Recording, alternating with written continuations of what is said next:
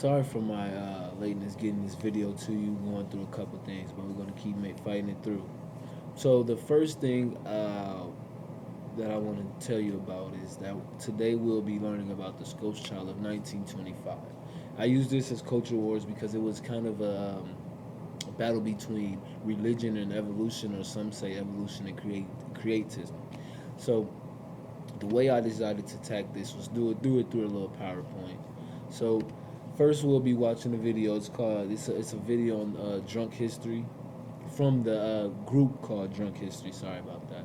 In which they try to tell, it's a part of Comedy Central. They try to tell history from a more funny, more relatable sense. So it's pretty cool how they do it. But so basically in the video they reenact the Scopes trial of 1925. They hit all that. They don't get very deep into it, but they hit the very basics of it. Who was the lawyers of the case? What did they say in the case? And things like that, things of that nature. So what I did was I used this video as a bell ringer, and I added 3 questions attached to the video. Excuse me. The questions are: how do you think this trial affected Dalton, Tennessee? In what ways was the Scope trial a trial of progressive versus traditional values? Is this uh, is is this religion versus evolution debate still prevalent today? So, this video is designed to just warm the students up, get their mind rolling. They might not have the best answers, but still, we want to use this video just to get them started, getting to let them know what they're going to learn. So what we're transitioning to is now going to a deeper, more instructional delivery. Me teaching the students and them following along on a PowerPoint. So we're going to talk about the Butler Act. And what I did was connect the Butler Act to the Fundamentalist movement because that's who supported it. The Butler Act was basically it was introduced by a guy named John Washington Butler. His ideal was to ban the teaching of evolution in public education. Just like Butler, many other supporters of the Butler Act believe that the teaching of evolution uh, reduced the importance of traditional religious teaching. In a sense, it threatened the American society, saying that America had basically a traditional way of teaching things, basically.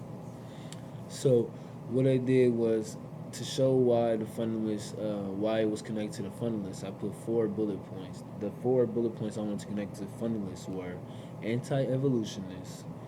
They were the true Christians. Their thoughts were built upon scriptures. They had kind of a conservative theology about themselves.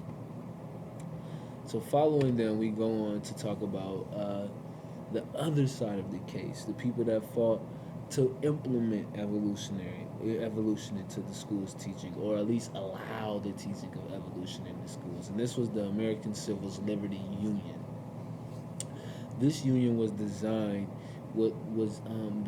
to basically fight for the freedom of rights for people, to make sure that to hold people accountable for allowing people to express their freedom of rights. Let me say that.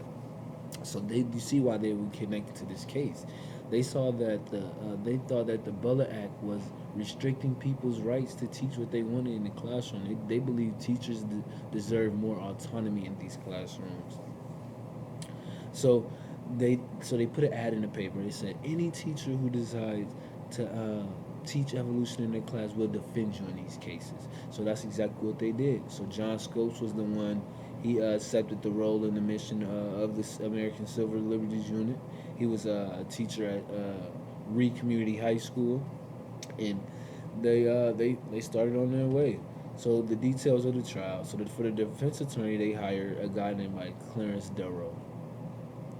He So his argument was that evolution law was in conflict with the state and church. How can we say that the church needs to be connected to the schools if we're trying to separate state funded or state entities we're trying to disconnect them from the church. So he said that one of his quotes was, "All men have natural and infeasible right to worship Almighty God according to the dictates of their own consciousness." So we should not constrain people. We should not make them only study one thing. If they should study what feels right for them. That was a big argument that he had, and why he was behind the evolutionary movement in the schools. On the other side was a guy named by William Jennings Bryan. He was a leader of the fundamentalist movement. In this, he so it made sense why he was a supporter of this movement. He thought he had this one all the way, but things don't always go as we see. So he believed, some of the quotes he said, he believed that he believed evolutionary threatened to erode faith in God. It contradicted the stories in the Bibles where God suspended the laws of nature, and more importantly, denied the creation of the creation, which was stated creation in the Bible. So I see my time is running low. Um, so the next thing we decided to do was I took an excerpt from when Darrow was questioning Bryant, the other attorney. So the attorney decided to get on the stand in which he got questioned on his beliefs in religion. So what he did was he brought up the Jonah in the well. He basically kept asking him questions. Do you really believe this is true? So is the Bible legitimate? Everything's in the Bible is true. So we should go everything by the Bible. That's basically how he attacked the question. And so at the end of it, Brian ended up saying that we should not take the Bible for what it, take it for everything it says. Like the Bible is basically stories is connected to life. So this was the way he. So what I did was I had to end the lesson, in a sense, before the exit slip. The students will be asked. Students will be asked to dissect and annotate these this from this primary source from this case, and I will be asked them to. I asked two questions. Would they would be signed with a partner? I asked two questions. Why would Clarence Darrow? Why would Clarence Darrow ask William Jennings Bryan about this particular story in the Bible? Does this story add a legitimate argument for why evolution should be allowed to be taught in the classroom? So following that, I'll give students about 10 minutes to answer that. Then I will go on to ask them about I would give them the end results of the trial. Um, the Chief Justice said there was no point of prolonging this case. They basically dismissed the case. They dismissed Scope's conviction, and there was no real answer to if the Butler Act was constitutional or not. So it kind of ended. So that's why I ended them with a certain exit slip in which it was from a reporter.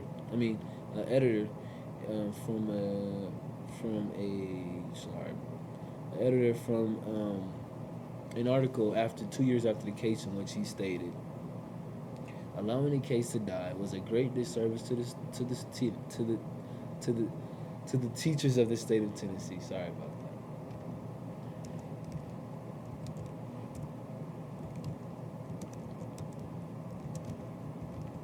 And then following that, I asked students to take a position on this case.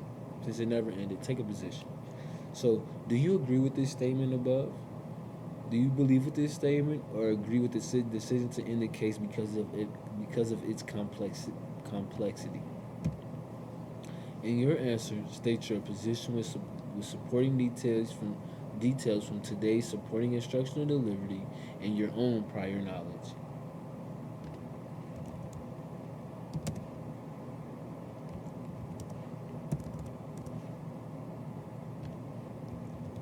Prior knowledge. So then I ask the students, when you're done, please place this exit slip on my class.